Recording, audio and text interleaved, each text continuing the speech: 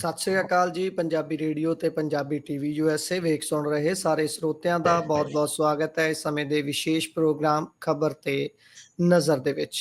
ਦੇਸ਼ ਵਿਦੇਸ਼ ਦੇ ਨਾਲ ਜੁੜੀਆਂ ਹੋਈਆਂ ਅਹਿਮ ਖਬਰਾਂ ਦੇ ਉੱਪਰ ਨਜ਼ਰ ਮਾਰਨ ਦੇ ਲਈ ਇਸ ਪ੍ਰੋਗਰਾਮ ਦੇ ਵਿੱਚ ਸਾਥ ਹੁੰਦਾ ਹੈ ਸੀਨੀਅਰ ਪੱਤਰਕਾਰ ਮਿੰਟੂ ਗੁਰਸਰੀਆ ਜੀ ਦਾ। ਸੋ ਕਰਦੇ ਹਾਂ ਉਹਨਾਂ ਦਾ ਪ੍ਰੋਗਰਾਮ ਸਵਾਗਤ। ਬਹੁਤ-ਬਹੁਤ ਸਵਾਗਤ ਹੈ ਜੀ।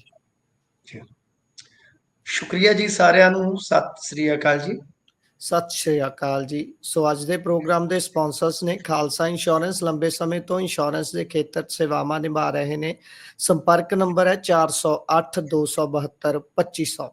ਟਿਰਕਿਆਣਾ ਇਮੀਗ੍ਰੇਸ਼ਨ ਲਾ ਫਰਮ। ਜੇ ਟਿਰਕਿਆਣਾ ਹੋਣਾ ਨਾਲ ਸੰਪਰਕ ਕਰ ਸਕਦੇ ਹੋ ਇਮੀਗ੍ਰੇਸ਼ਨ ਬਾਬਤ ਕਿਸੇ ਵੀ ਤਰ੍ਹਾਂ ਦੀ ਸਲਾਹ ਕਰਨ ਦੇ ਲਈ। Krishan Tanota Yuba City. Baljinder Singh Nijjar Woodland. GN lube ਵਾਲੇ ਟਰੱਕ ਵਾਸ਼ ਕਰਦੇ ਨੇ, ਆਇਲ ਚੇਂਜ ਕਰਦੇ ਨੇ, 에ਅਰ ਬ੍ਰੇਕਸ ਦਾ ਕੰਮ ਤਸੱਲੀ ਬਖਸ਼ ਕਰਦੇ ਨੇ। ਤੁਸੀਂ ਇਹਨਾਂ ਦੇ ਕੋਲੋਂ ਨਵੇਂ ਪੁਰਾਣੇ ਟਾਇਰ ਵੀ ਖਰੀਦ ਸਕਦੇ ਹੋ। ਲੋਕੇਸ਼ਨ ਸੈਂਟਾਨੇਲਾ ਦੇ ਵਿੱਚ ਹੈ। ਨਿੰਮਾ ਸਹੋਤਾ ਹੋਣਾ ਦਾ ਨੰਬਰ ਹੈ 209 277 0113। Jaswinder Singh Nagra Roswell. Avtar Singh Sangha Yuba City. Baldev Singh Kang Yuba City. ਬਹੁਤ-ਬਹੁਤ ਧੰਨਵਾਦ ਹੈ ਇਹਨਾਂ ਸਾਰੇ ਸਪਾਂਸਰਸ ਦਾ। ਹੁਣ ਰੁਕ ਕਰਦੇ ਹਾਂ ਜੀ ਖਬਰਾਂ ਦਾ। ਮਿੰਟੂ ਜੀ, ਸਭ ਤੋਂ ਪਹਿਲੀ ਖਬਰ ਤੇ ਤਾਂ ਪਾਇਓ ਝਾਤ। ਅੱਜ ਮੁੱਖ ਮੰਤਰੀ ਸਾਹਿਬ ਨੇ ਕੌਮੀ ਕਨਵੀਨਰ ਆਮ ਆਦਮੀ ਪਾਰਟੀ ਦੇ ਅਰਵਿੰਦ ਕੇਜਰੀਵਾਲ ਹੋਣਾ ਦੇ ਸੰਗ ਗੇੜਾ ਲਾਉਣਾ ਸੀ ਹੜ੍ਹ ਪ੍ਰਭਾਵਿਤ ਇਲਾਕੇ ਦਾ। ਪਰ ਕੀ ਹੋਇਆ ਜੀ, ਕਹਿੰਦੇ ਮੌਕੇ ਤੇ ਮੁੱਖ ਮੰਤਰੀ ਸਾਹਿਬ ਦੀ ਸਿਹਤ ਹੋ ਜਾਂਦੀ ਹੈ ਖਰਾਬ। ਫਿਰ ਸਿਹਤ ਦਾ ਪਤਾ ਵੀ ਲੈਣਾ ਪੈਂਦਾ ਪਹਿਲਾਂ ਕਨਵੀਨਰ ਸਾਹਿਬ ਨੂੰ। ਫਿਰ ਕਨਵੀਨਰ ਸਾਹਿਬ ਫੀਲਡ 'ਚ ਆ ਕੇ ਵੈਸੇ ਉਹਨਾਂ ਦਾ ਹੈਲਥ ਬੁਲੇਟਿਨ ਵੀ ਜਾਰੀ ਕਰਦੇ ਨੇ ਕਿ ਉਹਨਾਂ ਨੂੰ ਬੋਤਲ ਲੱਗੀ ਹੋਈ ਹੈ। ਪਾਇਓ ਜਰਾ ਚਾਨਣਾ। ਅਚਾਨਕ ਸਿਹਤ ਖਰਾਬ ਹੋ ਗਈ ਉਹਨਾਂ ਦੀ, ਕੀ ਹੋ ਗਿਆ ਜੀ ਅਜਿਹਾ? ਦੇਖੋ, ਫਿਰ ਮਜ਼ਾਕ ਉਡਾਉਣ ਵਾਲੀ ਗੱਲ ਹੈ ਨਾ ਵੀ ਉਹਨਾਂ ਨੂੰ ਬੋਤਲ ਲੱਗੀ ਹੋਈ ਆ। ਕਮਾਲ ਜੀ ਦੀ ਗੱਲ ਹੈ। ਚੀਫ ਮਿਨਿਸਟਰ ਨੇ ਉਹ ਤਾਂ ਅੱਗੇ ਉਹਨਾਂ ਨੂੰ ਟਰੋਲ ਕੀਤਾ ਜਾਂਦਾ ਉਹਨਾਂ ਦੇ ਖਾਣ ਪਾਣ ਨੂੰ ਲੈ ਕੇ। ਮੈਂ ਵੀ ਚਿੰਤਤ ਰਹਿਣਾ ਵੀ ਖਾਣ ਪਾਣ ਦਾ ਧਿਆਨ ਰੱਖਿਆ ਜਾਵੇ ਕਿਰਪਾ ਕਰਕੇ, ਕਿਉਂਕਿ ਕੁਝ ਚੀਜ਼ਾਂ ਜਿਹੜੀਆਂ ਹੁੰਦੀਆਂ ਨੇ ਉਹ ਸਿਹਤ ਵਾਸਤੇ ਹਾਨੀਕਾਰਕ ਹੁੰਦੀਆਂ। ਤਾਂ ਗੱਲ ਇਹ ਆ ਕਿ ਇਹ ਕਿੱਦਾਂ ਦੀ ਗੱਲ ਕਰ ਰਹੇ ਕਿ ਜੀ ਉਹ ਬਿਨਾਂ ਖਾਣ ਪਾਣ ਤੋਂ ਤੁਰਦੇ ਫਿਰਦੇ ਰਹੇ, ਜਿਹਦੇ ਕਰਕੇ ਉਹ ਬੋਤਲ ਲਾਉਣੀ ਪਈ। ਤਾਂ ਤੁਸੀਂ ਕਹੋ ਕਿ ਹਾਂ ਬਈ ਡਾਕਟਰੀ ਇਲਾਜ ਉਹਨਾਂ ਦਾ ਚੱਲ ਰਿਹਾ, ਪਰ ਅਰਵਿੰਦ ਕੇਜਰੀਵਾਲ ਹੋਰਾਂ ਨੇ ਬਾਹਰ ਆ ਕੇ ਉਹ ਗੱਲ ਕਰ ਦਿੱਤੀ ਜਿਸ ਗੱਲ ਤੇ ਪਰਦਾਪੋਸ਼ੀ ਸੀ। ਮਤਲਬ ਸਾਫ਼ ਹੈ ਗੁਰਪ੍ਰੀਤ ਜੀ ਕਿ ਇੱਕ ਭੇਤ ਬਣਿਆ ਹੋਇਆ ਸੀਗਾ। ਤੁਹਾਨੂੰ ਯਾਦ ਹੋਣਾ ਫੋਰਟੀਜ਼ ਦੇ ਵਿੱਚ ਗਏ ਸਨ ਪਿਛਲੇ ਸਾਲ ਮਾਨਯੋਗ ਮੁੱਖ ਮੰਤਰੀ। ਉਸ ਵੇਲੇ ਜੋ ਮਜੀਠੀਆ ਦੀ ਟੀਮ ਸੀਗੀ ਤਾਂ ਉਹਨਾਂ ਨੇ ਇਹਨਾਂ ਦੀ ਬਿਮਾਰੀ ਨਾਲ ਸੰਬੰਧਿਤ ਕਾਗਜ਼ਾਤ ਕਢਾ ਲਏ ਸੀਗੇ, ਸ਼ਾਇਦ ਤੁਹਾਨੂੰ ਪਤਾ ਹੋਵੇ। ਮਤਲਬ ਕਿ ਉਹਨਾਂ ਨੇ ਇੱਕ ਤਰ੍ਹਾਂ ਨਾਲ ਡਾਕੂਮੈਂਟਡ ਤਰੀਕੇ ਨਾਲ ਦੱਸ ਦਿੱਤਾ ਸੀਗਾ ਕਿ ਆ ਇਹਨਾਂ ਨੂੰ ਹੋ ਗਿਆ ਤੇ ਉਸ ਨੂੰ ਜੋੜਿਆ ਗਿਆ ਸੀ ਫਿਰ ਜਿਸ ਚੀਜ਼ ਨਾਲ ਉਹ ਆਪਾਂ ਨੂੰ ਪਤਾ। ਫਿਰ ਉਸ ਤੋਂ ਬਾਅਦ ਜਦੋਂ ਇੱਕ ਵਾਰ ਰੌਲਾ ਪਿਆ ਕਿ ਫਿਰ ਬਿਮਾਰ ਹੋ ਗਏ ਨੇ ਮੁੱਖ ਮੰਤਰੀ ਸਾਹਿਬ, ਤੇ ਉਸ ਵੇਲੇ ਇਹ ਕਿਹਾ ਗਿਆ ਸੀਗਾ ਕਿ ਪੀਜੀਆਈ ਦੀ ਸਪੈਸ਼ਲ ਟੀਮ ਉਹਨਾਂ ਦੇ ਘਰੇ ਹੀ ਗਈ ਆ। ਫਿਰ ਉਹ ਕਿਸੇ ਹਸਪਤਾਲ ਦੇ ਵਿੱਚ ਨਹੀਂ ਸਨ ਗਏ।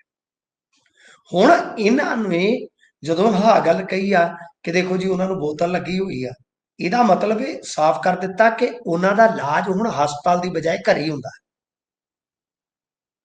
ਦੂਜੀ ਗੱਲ ਦੇਖੋ, ਜੇ ਬੋਤਲ ਲੱਗੀ ਆ ਇੱਕ ਮਤਲਬ ਕਿ ਆਮ ਜੀ ਕੋਈ ਗੱਲਬਾਤ ਹੈ, ਤਾਂ ਫਿਰ ਅਮਨ ਅਰੋੜਾ ਤੇ ਅਰਵਿੰਦ ਕੇਜਰੀਵਾਲ ਨੂੰ ਕੇਜਰੀਵਾਲ ਸਾਹਿਬ ਦੇ ਫਲੱਡ ਪੀੜਤ ਇਲਾਕਿਆਂ ਦੇ ਵਿਜ਼ਿਟ ਤੋਂ ਪਹਿਲਾਂ ਉਹਨਾਂ ਦੇ ਐਮਰਜੈਂਸੀ ਘਰ ਤੱਕ ਜਾਣ ਦੀ ਕਿਉਂ ਜ਼ਰੂਰਤ ਪਈ?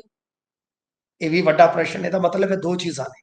ਜਾਂ ਤਾਂ ਉਹਨਾਂ ਦੀ ਹਾਲਤ ਜਿਹੜੀ ਹੈ ਉਹ ਮਤਲਬ ਕਿ ਪਤਾ ਲੈਣ ਜੋਗੀ ਹੈਗੀ ਆ, ਵਿਗੜੀ ਹੋਈ ਆ। ਇੱਕ ਤਾਂ ਹੁੰਦਾ ਨਾ ਸਧਾਰਨ, ਹੁਣ ਮੰਨ ਲਓ ਕਦੇ ਗੁਰਪ੍ਰੀਤ ਜੀ ਤੁਹਾਨੂੰ ਜ਼ੁਕਾਮ ਲੱਗਾ ਹੋਵੇ ਤੇ ਤੁਹਾਡੇ ਨਾਨਕੇ ਤੁਹਾਡਾ ਪਤਾ ਲੈਣ ਆਏ ਹੋਣ ਤੇ ਮੈਨੂੰ ਦੱਸ ਦਿਓ ਤੁਹਾਡੀ ਜ਼ਿੰਦਗੀ 'ਚ। ਜੀ ਨਹੀਂ। ਤੇ ਤੁਹਾਡੀ ਲੱਤ ਟੁੱਟ ਜਾਵੇ ਤੇ ਤੁਹਾਡੇ ਨਾਨਕੇ ਰਹਿ ਜਾਣਗੇ ਤਾਂ ਮੈਨੂੰ ਦੱਸ ਦਿਓ। ਦੋਵਾਂ ਜੀ ਚੀਜ਼ਾਂ 'ਚ ਭਾਈ ਇਹ ਗੱਲ ਤੇ ਬੁਨਿਆਦੀ ਫਰਕ ਆ ਕਿ ਮਾੜੀ ਜੀ ਮੋਟੀ ਜੀ ਗੱਲ ਹੋਵੇ ਤੇ ਪੰਜਾਬੀ ਤਾਂ ਗੋਲਦਾ ਹੀ ਨਹੀਂ। ਅਗਲਾ ਕਹੂਗਾ ਕਿ ਤੁਸੀਂ ਆਏ ਜੇ ਦਿੱਲੀੋਂ, ਚਲੋ ਕੋਈ ਗੱਲ ਨਹੀਂ, ਚੱਲਦੀ ਹੈ ਨਾਲ, ਤੁਹਾਡੀ ਕਿੱਡੀ ਗੱਲ ਆ। ਜੀ ਜੀ ਅਸੀਂ ਤੇ ਵੱਡੇ ਪਰਵਾਹ ਨਹੀਂ ਕਰਦੇ ਪੰਜਾਬੀ। ਤਾਂ ਇਹਦਾ ਮਤਲਬ ਆ ਕਿ ਜਾਂ ਤੇ ਸਾਹਿਬ ਇਹ ਗੱਲ ਆ ਕਿ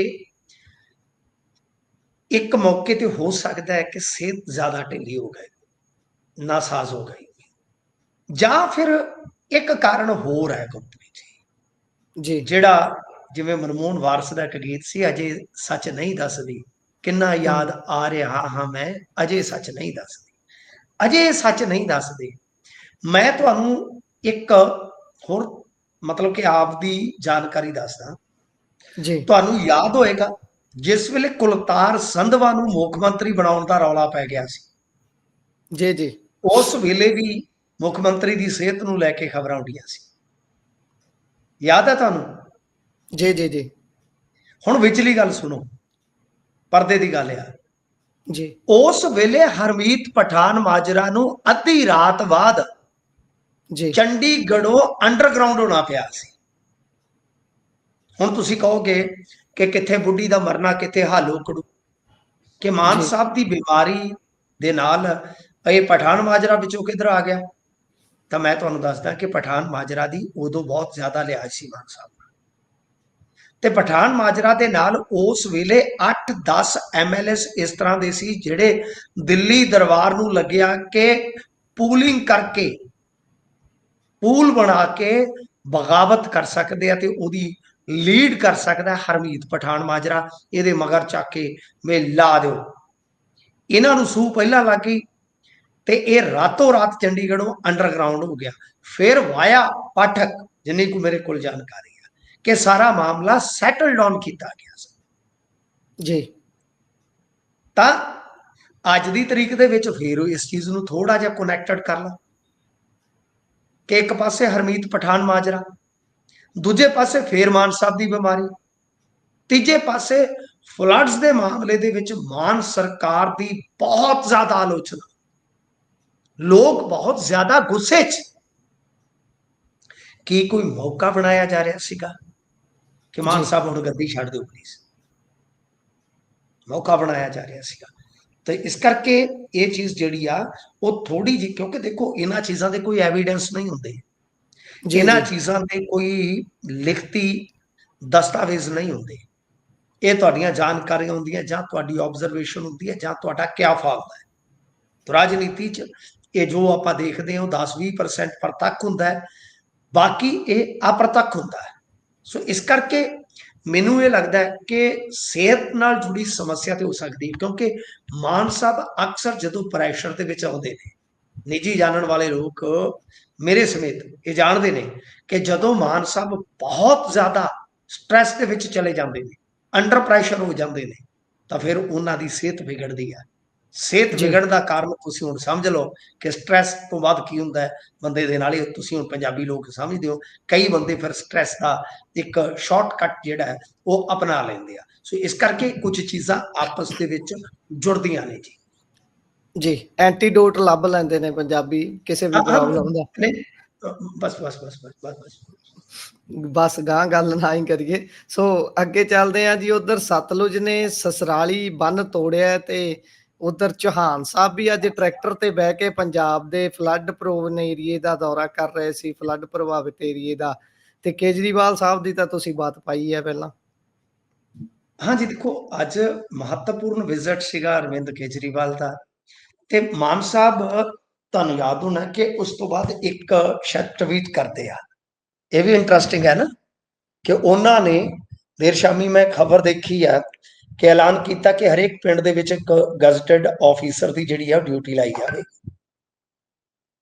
ਤਾਂ ਫਿਰ ਜਿਵੇਂ ਮੈਂ ਤੁਹਾਨੂੰ ਦੱਸਿਆ ਕਿ ਕੁਝ ਚੀਜ਼ਾਂ ਸੌਰਟ ਹੋ ਜਾਂਦੀਆਂ ਨੇ, ਜਿਵੇਂ ਪਿਛਲੀ ਵਾਰੀ ਹੋ ਗਈਆਂ ਸੀ। ਤਾਂ ਇਦਾਂ ਲੱਗਦਾ ਇੱਕ ਮੈਸੇਜ ਦੇਣ ਦਾ ਯਤਨ ਤੇ ਕੀਤਾ ਗਿਆ। ਹੁਣ ਜਿੱਥੋਂ ਤੱਕ ਸਿਚੁਏਸ਼ਨ ਹੈ ਹੜ੍ਹਾਂ ਦੀ, ਸ਼ਿਵਰਾਜ ਸਿੰਘ ਚੌਹਾਨ ਆਏ, ਮੁੱਖ ਮੰਤਰੀ ਦਾ ਢਿੱਲਾ ਨਾ ਹੋਣਾ ਹੁੰਦਾ ਤੇ ਫਿਰ ਤੇ ਮੁੱਖ ਮੰਤਰੀ ਸਾਹਿਬ ਆਪ ਜਾਂਦੇ ਮੇਰੇ ਖਿਆਲ ਨਾਲ। ਫਿਰ ਉਹਨਾਂ ਦੀ ਜਗ੍ਹਾ ਗਏ ਨੇ ਅੱਜ ਖੁੱਡੀਆਂ ਸਾਹਿਬ ਜੀ ਜ਼ਿਮੀਂਦਾਰਾ ਕਰਦੇ ਨੇ, ਧਾਲੀਵਾਲ ਸਾਹਿਬ ਜ਼ਿਮੀਂਦਾਰੇ ਨਾਲ ਜੁੜੇ ਨੇ। ਪਰ ਤੁਸੀਂ ਇਹ ਵੇਖੋ ਕਿ ਖੁੱਡੀਆਂ ਸਾਹਿਬ ਦੇ ਨਾਲ ਜੇ ਕੇਂਦਰੀ ਖੇਤੀ ਮੰਤਰੀ ਕੋਲ ਪੰਜਾਬ ਦਾ ਕੋਈ ਪੱਖ ਰੱਖਣ ਵਾਸਤੇ ਗਿਆ ਤੇ ਉਹ ਬੰਦਾ ਹੈ ਜਿਸ ਨੂੰ ਇਹਨਾਂ ਨੇ ਕੈਬਨਿਟ ਚੋਂ ਥੋੜੇ ਦਿਨ ਪਹਿਲਾਂ ਬੇਦਖਲ ਕੀਤਾ ਹੈ ਨਾ। ਕਮਾਲ ਦੀ ਗੱਲ। ਅੱਛਾ, ਇੱਕ ਹੋਰ ਕਮਾਲ ਦੀ ਗੱਲ ਵੇਖ ਲਾ, ਜਿਹੜੀ ਆਮ ਆਦਮੀ ਪਾਰਟੀ ਦੀ ਅਧਿਕਾਰਤ ਪੇਜ ਤੋਂ ਜੋ ਤਸਵੀਰ ਕਸ਼ੀ ਪ੍ਰਦਰਸ਼ਿਤ ਕੀਤੀ ਗਈ ਹੈ, ਫੋਟੋਆਂ ਨਸ਼ਰ ਕੀਤੀਆਂ ਗਈਆਂ, ਉਹ ਗੌਰ ਨਾਲ ਚੱਕੋ। ਉੱਥੇ ਵੇਖੋ ਕਿ ਰਵਨੀਤ ਬਿੱਟੂ ਤੁਹਾਨੂੰ ਨਜ਼ਰ ਨਹੀਂ ਆਉਣਗੇ, ਫੋਟੋ ਕ੍ਰੌਪ ਕਰਕੇ ਪਾਈਆਂ ਗਈਆਂ। ਇੰਟਰਸਟਿੰਗ ਫੈਕਟ ਹੈ। ਫਿਰ ਦੂਜੇ ਪਾਸੇ ਰਵਨੀਤ ਬਿੱਟੂ ਦੇ ਪੇਜ ਤੇ ਜਾਓਗੇ, ਆਫੀਸ਼ੀਅਲ ਪੇਜ ਤੇ ਉਹਨਾਂ ਨੇ ਜਿਹੜੀਆਂ ਫੋਟੋਆਂ ਪਾਈਆਂ ਉਹਨਾਂ ਦੇ ਵਿੱਚ ਦੋਨਾਂ ਮੰਤਰੀਆਂ ਨੂੰ ਅੱਗੇ ਦਿਖਾਇਆ ਗਿਆ। ਇਹ ਵੀ ਕਿਤੇ ਨਾ ਕਿਤੇ ਸੌੜੀ ਤੇ ਫਰਾਕ ਦਿਲੀ ਵਾਲੀ ਕਹਾਣੀ ਦੇ ਵਿੱਚ ਫਰਕ ਨਜ਼ਰ ਆਉਂਦਾ ਹੈ। ਹੁਣ ਸ਼ਿਵਰਾਜ ਸਿੰਘ ਚੌਹਾਨ ਮਤਲਬ ਕਿ ਗੋਡੇ ਗੋਡੇ ਪਾਣੀ, ਉੱਥੇ ਵੀ ਗਏ ਨੇ, ਜਾ ਕੇ ਝੋਨਾ ਡੁੱਬਦਾ ਵੇਖਿਆ, ਭਰੋਸਾ ਦਿੱਤਾ ਕਿ ਕੇਂਦਰ ਬਾਈ ਪੰਜਾਬ ਦੇ ਨਾਲ ਆ, ਸਾਰਾ ਕੁਝ ਕਰਾਂਗੇ। ਕੇਜਰੀਵਾਲ ਸਾਹਿਬ ਵੀ ਕਹਿੰਦੇ ਕਿ ਮੁਆਵਜ਼ਾ ਦੇਵਾਂਗੇ। ਚਲੋ ਗੱਲ ਠੀਕ ਆ। ਹੁਣ ਗੁਰਪ੍ਰੀਤ ਜੀ ਗੱਲ ਇਹ ਆ ਕਿ ਜਿਹੜੀ ਇਸ ਵੇਲੇ ਦੀ ਸੂਰਤ ਹਾਲ ਆ, ਆਪਾਂ ਕੱਲ ਤੱਕ ਦੇ ਜਿਹੜੇ ਸਰਕਾਰੀ ਅੰਕੜੇ ਸਨ ਦੇਖੇ ਕਿ 4 ਲੱਖ ਕਿੱਲੇ ਦੇ ਕਰੀਬ ਤੇ ਇਹਨਾਂ ਦੀ ਪੁਸ਼ਟੀ ਆ ਕਿ 4 ਲੱਖ ਕਿੱਲਾ ਫਸਲ ਖਰਾਬ ਹੋ ਗਈ। ਪਰ ਜੇ ਤੁਸੀਂ ਦੇਖੋਗੇ ਤੇ ਪੰਜਾਬ ਦੇ ਕੁਝ ਹੋਰ ਇਲਾਕਿਆਂ ਦੇ ਵਿੱਚ ਵੀ ਤੇ ਮੀਂਹ ਪੈ ਰਿਹਾ ਨਾ, ਜਿਵੇਂ ਮਲੇਰਕੋਟਲੇ ਦੇ ਆਸ-ਪਾਸ ਸਬਜ਼ੀ ਦੀ ਬੜੀ ਕਾਸ਼ਤ ਹੁੰਦੀ ਆ, ਉੱਥੇ ਪਏ ਮੀਂਹ ਜਿਹੜੇ ਆ ਉਹ ਫਿਰ ਗਾਂ ਬਰਨਾਲਾ ਤੇ ਇਧਰ ਮਾਨਸਾ ਵਾਲੀ ਸਾਈਡ ਵੀ ਵਧੇ ਆ। ਹੁਣ ਇਹਨਾਂ ਇਲਾਕਿਆਂ ਦੇ ਵਿੱਚ ਜਿਹੜੀ ਸਬਜ਼ੀ ਕਾਸ਼ਤ ਹੁੰਦੀ ਆ, ਜੇ ਉਹ ਬਰਬਾਦ ਹੋ ਗਈ ਤੇ ਮੇਰੇ ਖਿਆਲ ਦੇ ਨਾਲ ਇਹ ਅੰਕੜਾ ਅੱਗੇ ਵੀ ਵੱਧ ਸਕਦਾ, ਕਿਉਂਕਿ ਅੱਜ ਵੀ ਮੀਂਹ ਕੁਝ ਇਲਾਕਿਆਂ 'ਚ ਪਿਆ ਵਾ। ਹੁਣ ਆਈਏ ਆਪਾਂ ਕਹਾਣੀ ਵੱਲ। ਜਿਵੇਂ ਤੁਸੀਂ ਸਸਰਾਲੀ ਦਾ ਦੱਸਿਆ ਕਿ ਉੱਥੇ ਬੰਨ ਟੁੱਟ ਗਿਆ ਜੀ। ਦੇਖੋ, ਸਤਲੁਜ ਨੇ ਹਾਲੇ, ਮੈਂ ਜਿਵੇਂ ਤੁਹਾਨੂੰ ਦੱਸਿਆ ਸੀਗਾ ਕਿ ਹਾਲੇ ਕੁਝ ਤਰਾਸਦੀ ਜਿਹੜੀ ਆ ਉਹ ਦਿਖਾਉਣੀ ਆ। ਅੱਜ ਡੈਮਾਂ ਦੇ ਵਿੱਚੋਂ ਕੁਝ ਕੁ ਪਾਣੀ ਉਤਰਿਆ, ਜਿਵੇਂ ਆਪਾਂ ਭਾਖੜਾ ਦਾ ਅਕਸਰ ਜ਼ਿਕਰ ਕਰਦੇ ਸੀਗੇ ਕਿ ਉੱਥੇ ਜਿੰਨਾ ਕੁ ਆ ਰਿਹਾ ਉਹਨਾਂ ਕੁ ਪਾਣੀ ਅੱਗੇ ਜਾ ਰਿਹਾ, ਉਹ ਇਸ ਕਰਕੇ ਵਧਾ ਦਿੱਤਾ, 80,000 ਕਿਊਸੈਕ ਕਰ ਦਿੱਤਾ, ਕਿਉਂਕਿ ਜਿਹੜੀਆਂ ਗਾਂ ਖੱਡਾਂ ਚੋ ਜਾਂ ਸਹਾਇਕ ਨਦੀਆਂ ਹੁੰਦੀਆਂ, ਡਿਸਟਰੀਬਿਊਟਰੀ ਕਹਿੰਦੀਆਂ ਨਾ ਉਹਨੂੰ, ਜੋ ਆ ਕੇ ਦਰਿਆਵਾਂ 'ਚ ਵਗਦੀਆਂ, ਉਹਨਾਂ ਦਾ ਪਾਣੀ ਲੈ ਗਿਆ। ਕਿਉਂਕਿ ਥੋੜੀ ਜਿਹੀ ਕਿਸਮਤ ਨੇ ਸਾਥ ਦਿੱਤਾ ਹੈ ਆਪਣਾ ਕਿ ਪਹਾੜਾਂ ਦੇ ਵਿੱਚ ਬਾਰਿਸ਼ ਰੁਕ ਗਈ, ਪਹਾੜਾਂ 'ਚੋਂ ਪਾਣੀ ਦੀ ਜਿਹੜੀ ਆਮਦ ਸੀ ਉਹ ਘਟ ਗਈ, ਤੇ ਖੱਡ ਚੋਆਂ ਇਹ ਜਿਹੜੀਆਂ ਸੀ ਇਹ ਲੈ ਗਈਆਂ, ਜਿਸ ਦੇ ਸਿੱਟੇ ਵਜੋਂ ਡੈਮਾਂ 'ਚੋਂ ਪਾਣੀ ਕੱਢਿਆ ਜਾ ਰਿਹਾ। ਤਾਂ ਉਹ ਡੈਮ ਊਣੇ ਹੋ ਰਹੇ ਨੇ। ਤੇ ਜੇ ਹਰੀਕੇ ਹੈਡ ਤੋਂ ਤੁਸੀਂ ਦੇਖੋਗੇ, ਉੱਥੋਂ ਗੁਜ਼ਰਨ ਵਾਲਾ ਜਿਹੜਾ ਪਾਣੀ ਹੈ ਪਹੁੰਚ ਰਿਹਾ, ਤਾਂ ਵੈਸੇ ਉਹ 3 ਲੱਖ 16,000 ਯਾਨੀ 3,16,000 ਕਿਊਸੈਕ ਆ, ਪਰ ਛੱਡਿਆ ਜਾ ਰਿਹਾ ਜਿਹੜਾ ਕਿ 3,30,000 ਕਿਊਸੈਕ ਤੇ ਪਹੁੰਚ ਗਿਆ ਸੀ, ਉਹ ਡਾਊਨ ਹੋ ਕੇ 2,99,000 ਕਿਊਸੈਕ ਤੇ ਆ ਗਿਆ। ਰਾਹਤ ਵਾਲੀ ਗੱਲ ਹੈ ਗੁਰਪ੍ਰੀਤ ਜੀ। ਇੱਕ ਨਾ ਅਮਰੀਸ਼ ਪੁਰੀ ਦੀ ਫਿਲਮ ਵੇਖੀ ਸੀ ਮੈਂ, ਸ਼ਾਇਦ, ਕਿ ਪਤਾ ਨਹੀਂ ਉਹਦੇ 'ਚ ਕੌਣ ਹੁੰਦਾ, ਤਾਂ ਉਹ ਰਾਜ ਬੱਬਰ ਹੁੰਦਾ ਸ਼ਾਇਦ, ਤਾਂ ਉਹ ਸਨੀ ਦਿਓਲ ਸੀ ਸ਼ਾਇਦ ਫਿਲਮ, ਪਤਾ ਨਹੀਂ ਕਿਹੜੀ ਹੈ, ਚਲੋ ਐਕਟਰ ਛੱਡ ਦਿਓ। ਉਹਦੇ 'ਚ ਨਾ ਉਹ ਜਿਹੜੀ ਗੁੰਡਾ ਪਾਰਟੀ ਹੁੰਦੀ ਆ, ਉਹਨਾਂ ਦੇ ਵਿੱਚ ਭੱਜ ਕੇ ਉਹ ਆਉਂਦਾ, ਜਦੋਂ ਭਾਜੜ ਪਈ ਹੁੰਦੀ ਹੈ ਤੇ ਇੱਕ ਚਮਚਾ ਆਉਂਦਾ, ਉਹ ਕਹਿੰਦਾ ਜੀ ਸਾਹਿਬ ਮੇਰੇ ਪਾਸ 2 ਖਬरें हैं, एक अच्छी एक बुरी। ਉਹ ਕਹਿੰਦਾ ਬੁਰੀਆਂ ਸੁਣ, ਕੁੱਟ ਬੜੀ ਪੈ ਰਹੀ ਹੁੰਦੀ ਹੈ ਨਾ, ਉਹ ਕਹਿੰਦਾ ਬੁਰੀਆਂ ਸੁਣ ਸੁਣ ਕੇ ਤੇ ਕੰਨ ਹੀ ਪੱਕੇ ਪਏ ਨੇ, ਅੱਜ ਕਿਤੇ ਚੰਗੀ ਸੁਣਾ ਦੇ। ਤੇ ਮੇਰੇ ਖਿਆਲ ਦੇ ਨਾਲ ਅੱਜ ਚੰਗੀ ਖਬਰ ਮੈਂ ਆਪਣੀ ਆਡੀਅנס ਨੂੰ ਦੱਸ ਰਿਹਾ, ਰਾਹਤ ਵਾਲੀ ਦੱਸ ਰਿਹਾ। ਵੈਸੇ ਅਸੀਂ ਸਨਸਨੀ ਤੇ ਪਹਿਲਾਂ ਵੀ ਨਹੀਂ ਫੈਲਾਉਂਦੇ, ਅੱਜ ਵੀ ਅਸੀਂ ਦੱਸ ਰਹੇ ਹਾਂ ਕਿ ਭਾਈ ਰਾਹਤ ਵਾਲੀ ਖਬਰ ਜਿਹੜੀ ਹੈ ਉਹ ਇਹੋ ਆ।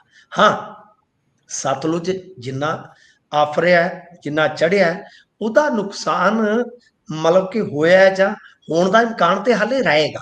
ਪਰ ਜੇ ਮੌਸਮ ਇਸ ਤਰ੍ਹਾਂ ਜਾਂਦਾ ਹੈ, ਤੁਰਿਆ ਜਾਂਦਾ, ਇਹ ਕੰਟੀਨਿਊ ਹੁੰਦੀ ਹੈ ਸਾਰੀ, ਇਹ ਕਿਉਂਕਿ ਹੱਥ ਕੁਦਰਤ ਦੇ ਆ, ਕਾਦਰ ਦੇ ਆ ਗੁਰਪ੍ਰੀਤ ਜੀ।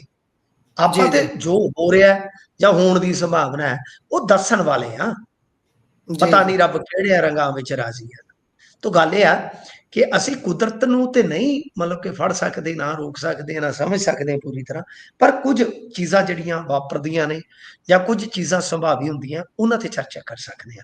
ਅੱਛਾ, ਹੁਣ ਜੇ ਮੰਨ ਲਓ ਕਿਉਂਕਿ ਅਗਲਾ ਸਪੈਲ ਜਿਹੜਾ ਹੈ ਉਹ 15 ਦੇ ਕਰੀਬ ਲੱਗ ਸਕਦਾ ਹੈ। ਸਪੈਲ ਦਾ ਮਤਲਬ ਕਿ ਮੌਨਸੂਨ, ਜਿਵੇਂ ਆਪਾਂ ਝੱਟ ਕਹਿ ਦਿੰਦੇ ਤਗੜਾ ਮੀਂਹ ਦਾ, ਉਹ 15, ਯਾਨੀ ਅੱਜ ਆਲਮੋਸਟ ਆਪਣੇ ਕੋਲ 10 ਦਿਨ ਬਕਾਇਆ ਨੇ। 10 ਦਿਨਾਂ ਦੇ ਵਿੱਚ ਪਾਣੀ, ਜਿਵੇਂ ਹੁਣ ਅਜਨਾਲਾ ਸਾਈਡ ਉਤਰ ਗਿਆ, ਕੁਝ ਹੋਰ ਥਾਵਾਂ ਤੋਂ ਪਾਣੀ ਉਤਰਨਾ ਸਟਾਰਟ ਹੋ ਗਿਆ, ਕੁਝ ਸੜਕਾਂ ਤੇ ਵਹੀਕਲ ਵਗੈਰਾ ਦੌੜਨ ਲੱਗ ਪਏ, ਯਾਨੀ ਜ਼ਿੰਦਗੀ ਪਟਰੀ ਤੇ ਉਦੋਂ ਤੱਕ ਆ ਜਾਏਗੀ ਜੇ ਮੌਸਮ, ਮੈਂ ਫਿਰ ਜੇ ਲਾ ਕੇ ਕਹਿ ਰਿਹਾ, ਕੁਦਰਤ ਐਸਾ, ਮੇਰੀ ਗੱਲ ਨੂੰ ਅੰਤਮ ਨਾ ਮੰਨ ਲੈਣਾ, ਕੁਦਰਤ ਹੈ ਜੀ, ਠੀਕ ਹੈ ਜੀ। ਅਸੀਂ ਜੋ ਵੀ ਗੱਲ ਕਰਦੇ ਹਾਂ ਡਾਟਾ ਆਧਾਰਿਤ, ਮਾਰਾਂ ਦੇ ਅਨੁਮਾਨ ਆਧਾਰਿਤ ਜਿਹੜੀ ਗੱਲ ਕਰਦੇ ਹਾਂ, ਤਾਂ ਉਸ ਦਰਮਿਆਨ ਅਸੀਂ ਜੇ 10 ਦਿਨਾਂ ਦੇ ਵਿੱਚ ਇੱਕ ਤੇ ਜ਼ਿੰਦਗੀ ਟਰੈਕ ਤੇ ਲੈ ਆਉਂਦੇ ਹਾਂ, ਪਾਣੀ ਉਤਰ ਜਾਂਦਾ ਹੈ, ਤਾਂ ਜੀ ਉਸ ਦਰਮਿਆਨ ਅਸੀਂ ਪਾਣੀ ਛੱਡ ਛੱਡ ਕੇ ਆਪਣੇ ਡੈਮ ਇੰਨੇ ਕੁ ਨੀਵੇਂ ਕਰ ਲੈਂਦੇ ਆ, ਜ਼ਿਆਦਾ ਤਾਂ ਨਹੀਂ ਹੋਣਗੇ, ਕਿ ਉਹਦੇ ਵਿੱਚ ਜੇ ਇੱਕ ਸਪੈਲ ਦਾ ਪਾਣੀ ਆ ਕੇ ਸਮਾ ਜਾਂਦਾ ਤਾਂ ਕਹਾਣੀ ਸੈੱਟ ਬਹਿ ਜਾਊਗੀ, ਤਾਂ ਜੀ ਕਹਾਣੀ ਸੈੱਟ ਬਹਿ ਜਾਊਗੀ। ਪਰ ਜੋ ਨੁਕਸਾਨ ਹੋ ਗਿਆ ਗੁਰਪ੍ਰੀਤ ਜੀ, ਜੋ ਭਾਣਾ ਵਾਪਰ ਚੁੱਕਾ ਹੈ, ਉਹਨੂੰ ਨਹੀਂ ਰੋਕਿਆ ਜਾ ਸਕਦਾ। ਸੋ ਗੱਲ ਫੇਰ ਕੁਦਰਤ ਤੇ ਆ ਕੇ ਖਲੋ ਜਾਂਦੀ ਆ। ਤਾਂ ਬਹਰਹਾਲ ਚੰਗੀ ਖਬਰ ਮੈਂ ਤੁਹਾਨੂੰ ਇਹੀ ਦੱਸ ਰਿਹਾ, ਹਾਲਾਂਕਿ ਮੀਡੀਆ ਬਹੁਤ ਦੇਰ ਨਾਲ ਦੱਸੇਗਾ, ਕੱਲ ਨੂੰ ਸ਼ਾਇਦ ਦੱਸੇਗਾ, ਪਰ ਕਿਤੇ ਨਾ ਕਿਤੇ ਅੱਜ ਦੇ ਡੇਟ ਦੇ ਵਿੱਚ, ਅੱਜ ਦੇ ਤਰੀਕ ਦੇ ਵਿੱਚ ਜੇ ਆਪਾਂ ਕੁਝ ਚੰਗੀ ਗੱਲ ਸਮਝ ਸਕਦੇ ਹਾਂ ਤਾਂ ਉਹ ਇਹੋ ਆ ਕਿ ਕੁਦਰਤ ਨੇ ਅੱਜ ਦੇ ਦਿਨ ਆਪਣਾ ਘੱਟੋ ਘੱਟ ਸਾਥ ਦਿੱਤਾ। ਜੀ ਜੇਕਰ ਆਪਾਂ ਇਸ ਤੋਂ ਅੱਗੇ ਚੱਲੀਏ ਤਾਂ ਉਧਰ ਗੱਲ ਫੁੱਫੜ ਪਠਾਨ ਮਾਜਰਾ ਹੋਣਾ ਦੀ ਕਰ ਲੈਂਦੇ ਆ। ਉਹਨਾਂ ਦੇ ਅਕਾਊਂਟ ਵਿੱਚ ਕਹਿੰਦੇ ਚੱਕ ਦਿੱਤੇ ਗਏ ਨੇ, ਜਿਨ੍ਹਾਂ ਦੇ ਥਰੂ ਉਹ ਜਾਣਕਾਰੀ ਸਿੱਟਦੇ ਸੀ ਮੀਡੀਆ ਦੇ ਲਈ ਕਹਿ ਲਈਏ, ਜਾਂ ਫਿਰ ਆਪਣੀ ਗੱਲ ਰੱਖਦੇ ਸੀ। ਗੱਲ ਇਹ ਆ ਕਿ ਉਹ ਫੁੱਫੜ ਨੂੰ ਚੱਕਣ ਨੂੰ ਫਿਰਦੇ, ਤੁਸੀਂ ਉਹਦੇ ਅਕਾਊਂਟਾਂ ਨੂੰ ਰੋਂਦੇ ਜੀ। ਜੀ ਉਹ ਤਾਂ ਕਹਿੰਦੇ ਮੈਨੂੰ ਚੱਕਣ ਨੂੰ ਫਿਰਦੇ, ਮੇਰਾ ਟਾਈਮ ਚੱਕਣ ਨੂੰ ਫਿਰਦੇ ਸੀ। ਕਹਿੰਦੇ ਭੂੰਡਾਂ ਦੀ ਯੂਨੀਅਨ ਫਿਰਦੀ ਹੈ, ਚੱਕਣਗੇ ਤੈਨੂੰ ਕੱਲੇ ਨੂੰ।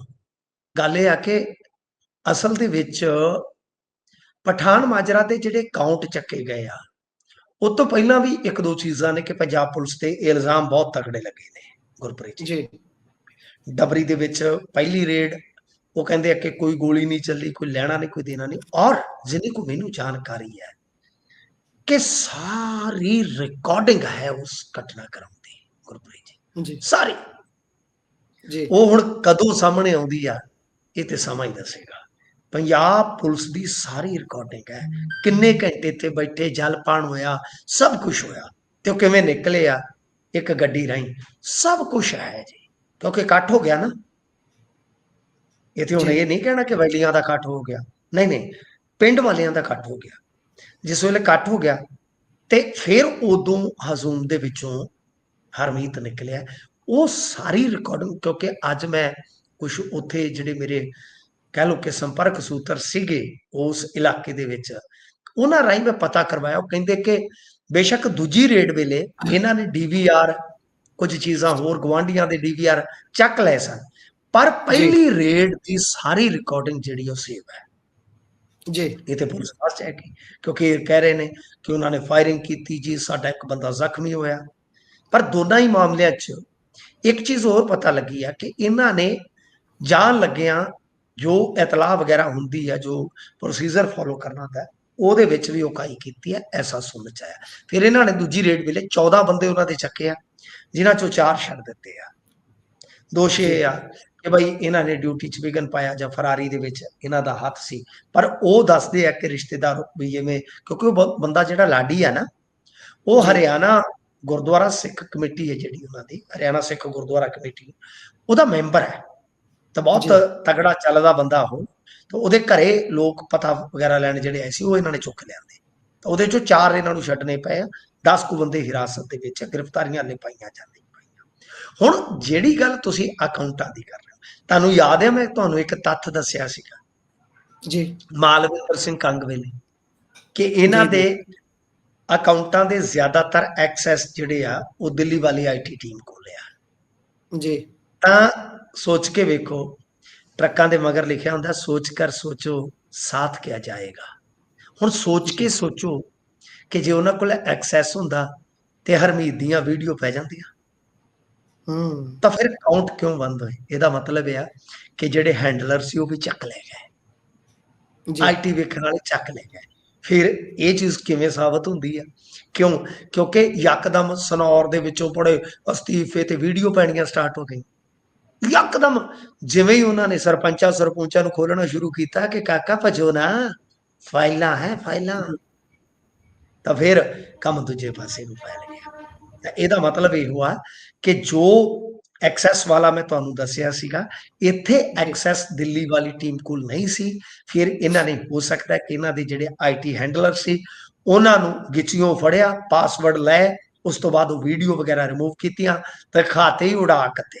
ਸੋ ਇਹ ਆ ਗਵਰਨੈਂਸ ਦਾ ਮਾਡਲ। ਮੰਨਦੇ ਹੋ ਨਾ ਤੁਸੀਂ ਕਿ ਇਹ ਹੁਣ ਇੱਥੋਂ ਤੱਕ ਚਲੇ ਜਾਂਦੇ ਆ ਕਿ ਸੋਸ਼ਲ ਮੀਡੀਆ ਤੇ ਪਾਈਆਂ ਵੀਡੀਓ ਲਾਈਵ ਕੀਤੇ ਜਿਹੜੇ ਆ ਉਹ ਵੀ ਲੱਭ ਕੇ ਡਿਲੀਟ ਕਰਵਾ ਦਿੰਦੇ ਆ ਕਿ ਫੜ ਕੇ ਲਿਆਓ ਪੇਜ ਵਗੈਰਾ ਕੌਣ ਚਲਾ ਰਿਹਾ। ਇਹ ਤੋਂ ਇੱਕ ਸਬਕ ਹੋਰ ਲੈਣਾ ਚਾਹੀਦਾ ਬੰਦੇ ਨੂੰ ਕਿ ਗੁਰਪ੍ਰੀਤ ਜੀ ਜਿਸ ਮਰਜ਼ੀ ਪੋਜੀਸ਼ਨ ਤੇ ਹੋ, ਐਡਮਿਨ ਨਾ ਲਾਓ ਕਿਸੇ ਨੂੰ, ਆਪ ਜੀ ਹੀ ਜੀ ਰੱਖੋ।